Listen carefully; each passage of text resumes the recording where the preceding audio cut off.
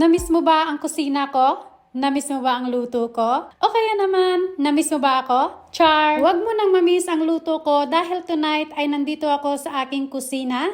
At magluluto ako nitong aming dinner at tatawagin ko itong garlic pineapple beef on fried rice. Meron ako ditong yearling steak. Actually, pwede ka rin gumamit ng kahit anong klase ng beef kung anong gusto mo. And pwede ka rin gumamit dito ng chicken. The choice is yours. I slice the beef into strips at pagkatapos niyan ay imamarinate ko na ito gamit ang soy sauce. Maraming soy sauce dahil maraming beef ang ginamit ko. Maglalagay din pala ako dito ng dark soy sauce para makulay ang beef. Kasing makulay ng buhay mo, char. I will add oyster sauce para mas malasa, sprinkle of garlic powder, and maglalagay din ako dito ng pineapple juice with pineapple chunks. Naranasan mo na bang maglagay ng pineapple juice or pineapple chunks sa niluluto mo? I-try mo na ngayon. And also, naglagay din ako dito ng lime juice. Mas maganda sana kung calamansi juice. And lastly, naglagay ako dito ng orange marmalade. Alam nyo ba na hindi lang honey ang pang-alternative sa sugar kapag kayo'y nagluluto? Pwede rin kayong gumamit nitong orange marmalade, orange jam, o kaya naman strawberry jam. Pinaghalo-halo ko lang yung beef at saka yung mga ingredients na nilagay ko at imamarinade ko ito ng mga 1 oras. At maglalagay ako dito ng vegetables para mas healthy. Meron ako ditong broccoli, cucumber,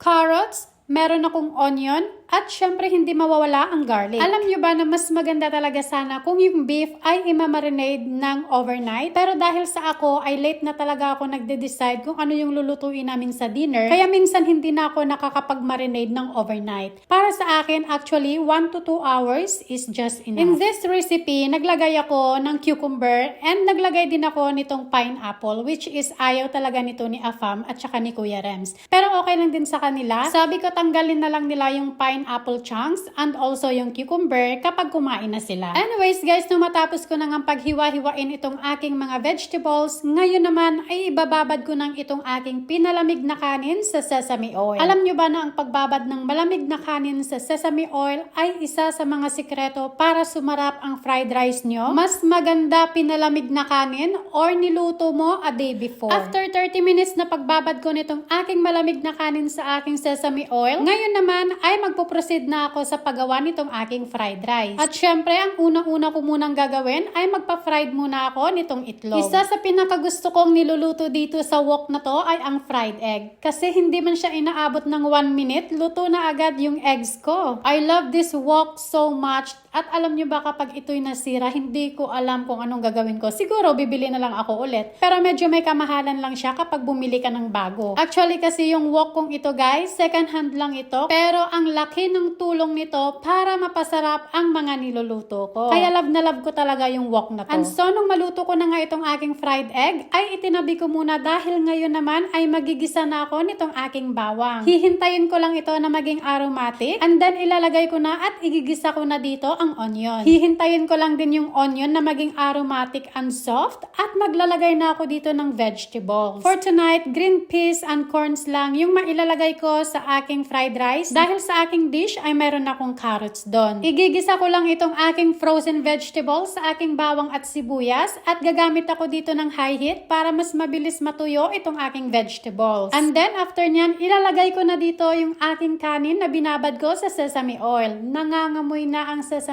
oil and we just love sesame oil sa aming fried rice. Nang mahalo ko na nga ng mabuti itong aking vegetables sa aking rice, ay maglalagay na ako dito ng soy sauce. Maraming soy sauce actually yung nilalagay ko dito dahil hindi na ako gumagamit ng salt. Kapag ako nagluluto o kaya si Afam nagluluto ng fried rice, it usually took us like 20 to 30 minutes sa paghalo-halo lang nitong aming rice dahil gusto naming fluffy ang aming egg fried rice. And hindi pwedeng mawala ang butter kapag kami gumagawa ng aming egg fried rice. And lastly, ilalagay ko na dito ang aking fried egg na niluto ko kanina. And taran, luto na ang aking egg fried rice at isasalin ko muna ito to dahil dito ko sa wok na to lulutuin ang aking beef. Guys, naitabi ko na itong aking special egg fried rice. Ngayon naman ay uumpisahan ko ng magluto nitong aking beef. Nagisa lang ako dito ng bawang sa mainit na mantika at maglalagay din ako dito ng butter. At nang maging aromatic na itong aking garlic na siya talagang pinaka-love ko, ay ilalagay ko na dito ang aking marinated beef. Igigisa ko ang aking beef dito at hahayaan kong kumulo ng mga 2 minutes in high heat. I switch my wok into low heat at pakukuluan ko lang ito ng mga 30 minutes. While cooking my beef, ngayon naman ay mag-i-steam ako nitong aking vegetables, half cook lang, para mamaya lulutuin ko na lang siya with beef just like 1 minute. Anyway guys, after 30 minutes nga na pagpapakulo ko dito sa aking beef, tatanggalin ko ang sauce nito at mag-iiwan lang ako ng konti. Hahayaan kong kumulo ito ng mga another 15 minutes in low heat hanggang sa talagang manuot yung sauce sa aking beef. Inulit ko ang proseso na to ng 2 beses at yung pinakahuli kong sauce ay nilagay ko na. And lastly, ilalagay ko na itong aking half-cooked na vegetables. Just like what I've said before, half-cooked na ang aking vegetables, kaya kinailangan ko lang yata dito ng 30 seconds or 1 minute na paghalo-halo. And then nagtabi lang ako ng konti para kay Bulinggit James dahil ngayon ay maglalagay na naman ako ng chili flakes because